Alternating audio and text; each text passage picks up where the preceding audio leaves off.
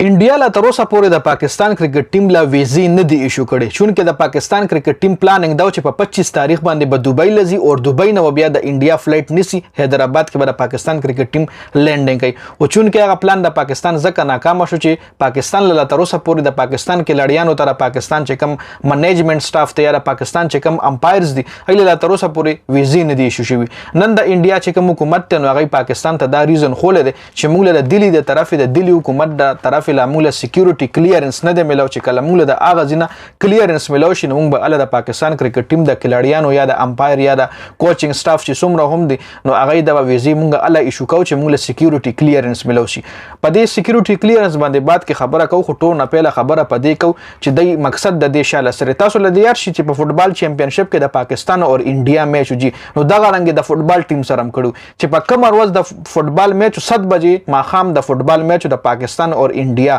او د پاکستان د فوتبال ټیم چې کوم دی هغه 2 بجې په ایرپورټ کې لینډینګ کړو 2 بجې لینډینګ کو هوټل د لاړه بس لګ ریسټ پاغي کیسو کی چې دا غي په سر باندې دومره پریشر چې ماخام له زمونږ د فوتبال میچ ته وغم انډیا سره دی بس هوټل لته دي ځان لګ فرش کړ واپس تللی دي ګراوند له ځان رسول دي هغه میچ بیا پاکستان فوتبال ټیم چې کوم دی هغه بایلو په 4-0 سره انډیا ته وګټلو جی نو دې ځکه ذهني چې یو سړی ټایرډ وي ذهني چې سړی تکاوت ښکار وي نو به تسلو وبو کی چې دغه رنګ د پاکستان کرکټ ټیم په ایشیا کپ کې هم کله یو ځینه بل ځله ټریولینګ کله بل ځله ټریولینګ خیر ای کې خو زموږ منیجمنت چې کوم دی هغه پکې انوالو ای کې خو د جیشا کسور صرف دا چې هغه پاکستان کې د انډیا میچ زنه منم نو بیا تر پاکستان کې د انډیا میچ نو ټول ایشیا کپ په سریلانکا خیر بس خو د هغه خبرې تللی دي خو هغه کې هم پاکستان کرکټ ټیم چې کوم دی د تکاوت ښکار او ډېر زیات ټریولینګ کړو نو انجریز هم پکې زیات راغه او کلاډیانو هغه رنګ پرفارمنس هم نشو ورکوله اوس په 29 تاریخ باندې د پاکستان نیوزیلند سره وام اپ میچ ته چې هغه حواله سره هم انډیا وای چې موږ سکیورټي نه ورکو په 29 تاریخ باندې زموږ تهوار دی نو موږ پاکستان کرکټ ټیم له سکیورټي نشو ورکو د وام اپ میچ لپاره خو ویزې لاندې دی ایشو شوی جی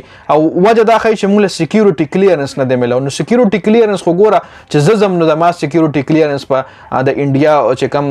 دغه دی ای وی کوي اوس بابر اعظم به سکیورټي کلیرنس کې هغه چرته کریمنل دی هغه چرته په انډیا باندې د حمله کوشش کوي هغه د آی اس آی ایجنټ دی یا افتخار یا د رضوان دا خو کلاډیان د دې خو چلته درشه خو به صرف فلو بکای دی چې ته بهر ګرځي نه بیک ګراوند کې به هوټل کې به او بیا نو دې کې د سکیورټي کلیرنس خبره ده خو مقصد دې کم دی عمده دی چې د لیټ راشي او د مطلب ذهني ټارچر کی بیا د هغه رنګ پرفارمنس نشي ورکول په ګراوند باندې څنګه چې د فوتبال ټیم سره کړو دینه علاوه خبره بر پاکستان کرکټ ټیم باندې موسکو چې دای بسنګا انډیا لزیجی نو نوې خبردار راغله چې کې دیشي په واګا بارډر باندې انډیا لور وړي او بای روډ باندې د انډیا لاشي ټریولینګ مطلب ایرپورټ او دغه ویزې میزې چې کله دای له ایشو شي دای په واګا بارډر باندې انډیا له بای روډ زیجی دغه ایرپورټ او دغه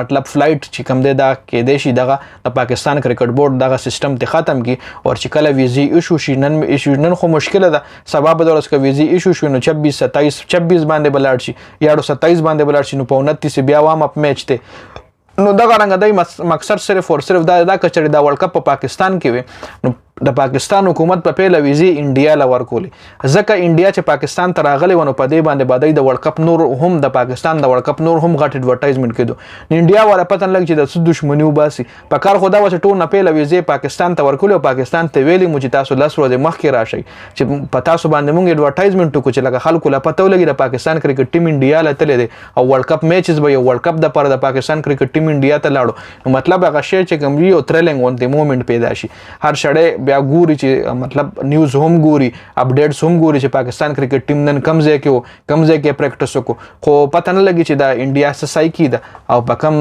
ذهن باندې دغه کار کوي او مقصد صرف دا چې منټلی ټارچر کول کوي د پاکستان کرکټ ټیم منټلی ټارچر کوي د اپډیټس ډیر زیات مننه جی والسلام